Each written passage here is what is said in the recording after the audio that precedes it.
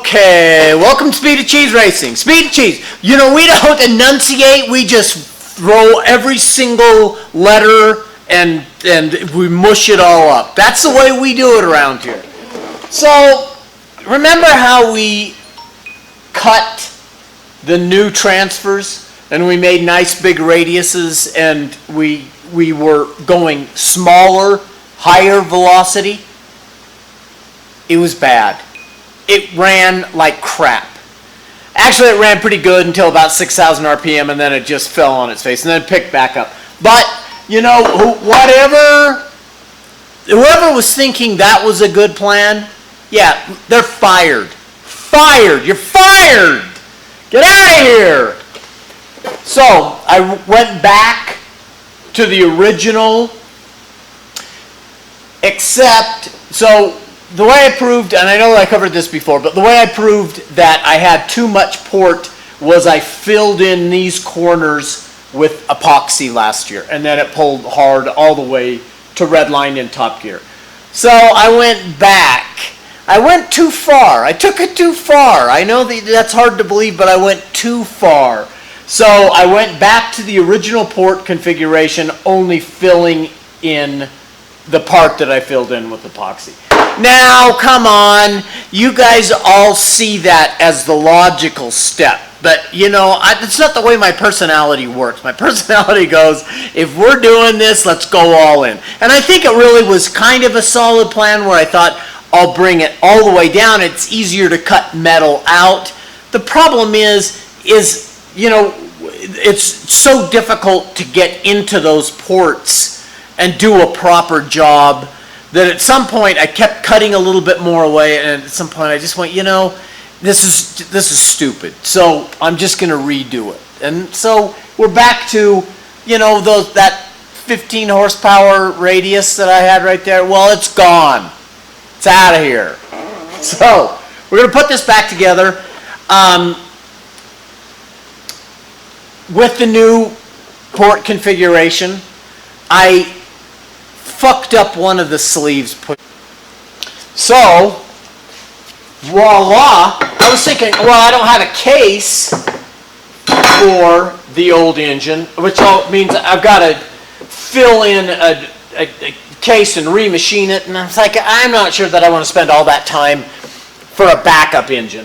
And then I find the case that I did, and I was thinking it was another thing, but I'm glad. So it all fits together. So the only thing, you know, it's full. It's got a transmission in it. It's got gear. It's got the whole kit and caboodle. I got pipes for it. I've got a different intake. So I've got everything except for a crankshaft, because the crankshaft we broke a connecting rod on, limited me by one. I've got one in that RD400 and then one in the race bike engine. Well, I needed to make a 120 long connecting rod, center to center connecting rod crank anyway. So I start digging through some stuff. I've got nearly 2 cranks. Yeah! I've got to do one more center section and then the one side piece, and that'll give me 2 cranks, and of course the connecting rods. So we've got that going, and that will give me one backup crank, and then I can play with a long rod too. And then sleeves, which I already had machined and ready to go, so we got to do port windows. That's the next thing. Then we can put the origin, or the real landspeed engine back together tomorrow and get it ready to go. And then, oh, here's connecting rods. Here, these are 115s. This is an NFG, no fucking good, or no freaking good. It depends on you know, if you're hanging out with grandma or not, you know. Since we're not hanging out with grandma here, it's no fucking good. And I don't remember why it's so good. This one I think is okay, but it's a 115, which I don't really want to run anyway. And then let me show you what else we have going over here. So, luckily my metal supplier had a perfect chunk 8620. So I ended up with 12 pieces of material for connecting rods. So I'm thinking I'm going to do one crazy like a 140. I've got to lay it out and make sure I've got enough room between wrist pin and bottom of the dome of piston. Obviously, I don't want to be too close in that configuration, but I want to try a crazy long rod and see if it makes power.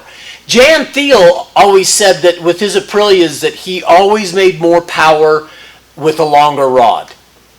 So I just want to experiment with that. I don't know that anybody's ever really done a super long rod Banshee RZ thing anyway. Maybe somebody has, but nothing that I've ever seen. So anyway, so I got enough for maybe doing like a 140, you know, maybe maybe a 130 and some 120s. And I'm not sure why I would make any 115s. I mean, it's just not, it just doesn't seem to be important. So anyway, oh, and I can't buy rod pins anymore. I used to be able to buy them from Wiseco, and they won't sell them individually now. You have to buy a complete rod assembly, bearing, the whole 9 yards. So we got some H13 for those. H13, or what else can we do them out of?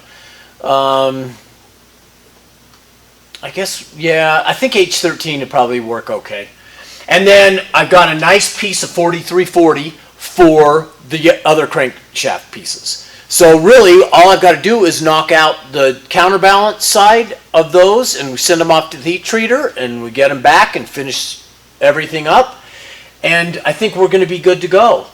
So we've got this, and this is my weekend project. Here we have cast iron. That's for piston rings.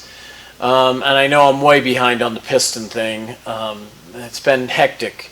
We've got, but I mean, in a good way, because we've got a lot of work. It's raining, so I can't control the metal roof and rain. So if there's a hum in the background, too bad. Don't watch the video. Okay, we'll see you on the next one, and thanks for watching. Bye. So one more thing, I think they call it a PS, postscript or something. I don't know. English is not my strong suit. Look at this cool, sweet stool. Camshaft stool. That's stooly. There's a lot of stool jokes that could go right here, but we don't have time for that. So, there was a local cam grinder guy that did custom cams and things of that nature, and he passed away.